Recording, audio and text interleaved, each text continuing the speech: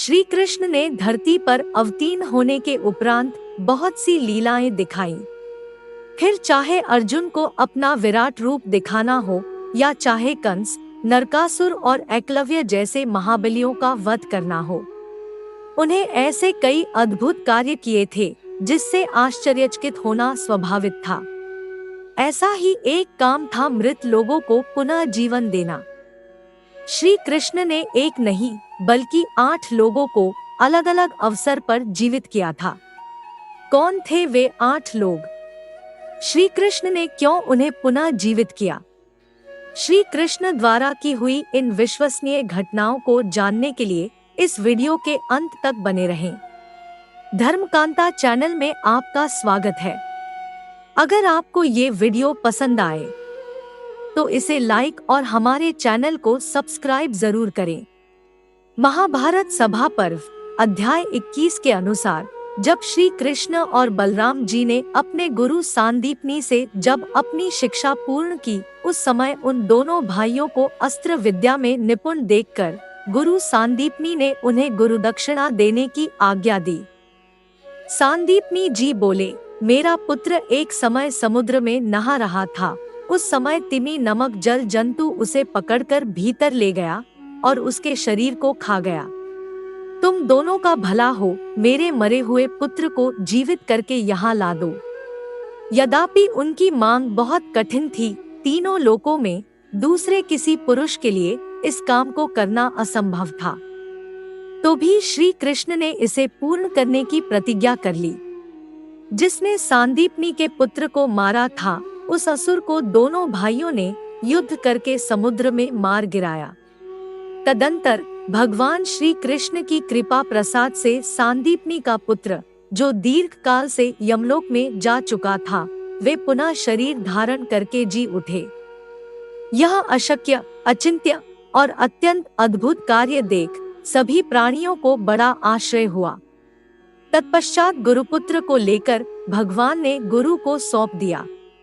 उस पुत्र को आया देख सांदीपनी के नगर के लोग ये मान गए कि श्री कृष्ण के द्वारा ही ऐसा कार्य संपन्न हुआ है, जो अन्य सब लोगों के लिए असंभव और अचिंत्य है।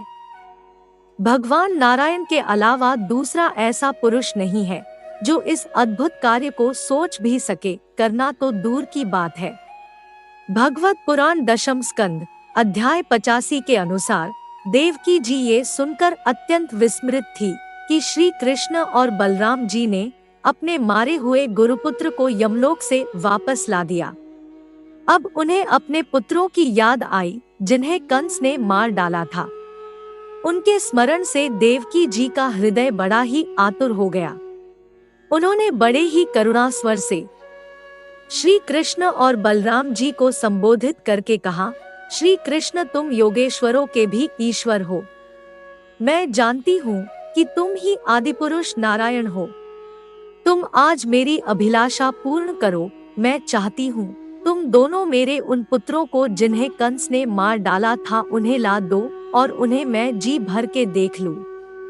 माता देवकी जी की ये बात सुनकर श्री कृष्ण और बलराम दोनों ने योग माया का आश्रय लेकर सुतल लोक में प्रवेश किया। जब दैत्यराज बलि ने देखा मेरे जगत और मेरे स्वामी श्री कृष्ण और बलराम जी सुतल लोक में पधारे हैं, उन्होंने झटपट आसन से उठकर भगवान के चरणों में प्रणाम किया। दैत्यराज बलि बोले, प्रभु आप हमें आज्ञा देकर निष्पाप बनाइए। भगवान श्री कृष्ण ने कहा, दैत्यराज स्वयंभू मनमंथन में प्रजापति मरीचि की पत्नी उर्ना के गर्भ से 6 पुत्र उत्पन्न हुए थे। वे सभी देवता थे। वे ये देखकर ब्रह्मा जी अपनी पुत्री से समागम करने के लिए उदित हैं, हंसने लगे।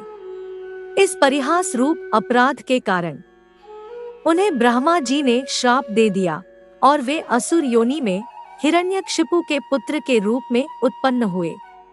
अब योग माया ने वहां से लाके देवकी जी के गर्भ में रख दिया और उनको उत्पन्न होते ही दैत्यराज कंस ने मार दिया। दैत्यराज माता देवकी जी अपने उन पुत्रों के लिए अत्यंत शौकिर हो रही है और वे तुम्हारे पास है। हम उन्हें यहाँ से ले जाएंगे। इसके बाद ये श्राप से मुक्त हो जाएंगे और आनंद पूर्व अपने लोक में चले जाएंगे। इनके 6 नाम है: स्वर, उद्गीत, परिश्वांग, पतंग, शूद्रव्रत और गृहिणी। इसके बाद श्री कृष्ण और बलराम जी बालकों को लेकर फिर द्वारकापुरी लौट आए तथा माता देवकी को उनके पुत्र सौंप दिए।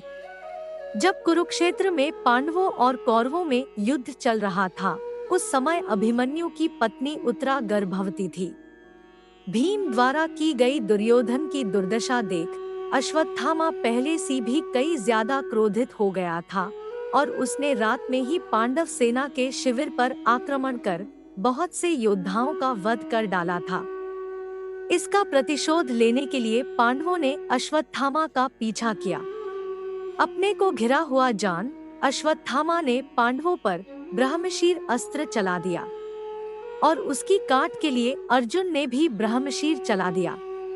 तब व्यास जी और नारद मुनि के कहने पर अर्जुन ने अपना अस्त्र वापस ले लिया, परंतु अश्वत्थामा अपने अस्त्र को वापस लेने की विधि नहीं जानता था और उसने अपना अस्त्र कहीं और चलाने की बजाय उत्तरा के गर्भ की ओर मोड़ दिया।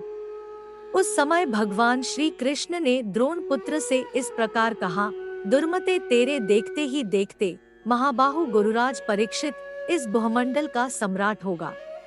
तेरे शस्त्राग्नि की तेज से दग्ध हुए उस बालक को मैं जीवित कर दूंगा।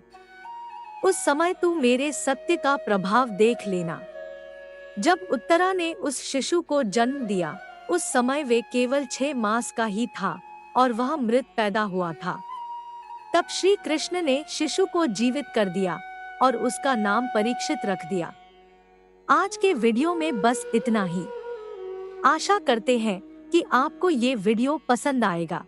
कृपया इसे लाइक करें और शेयर करें।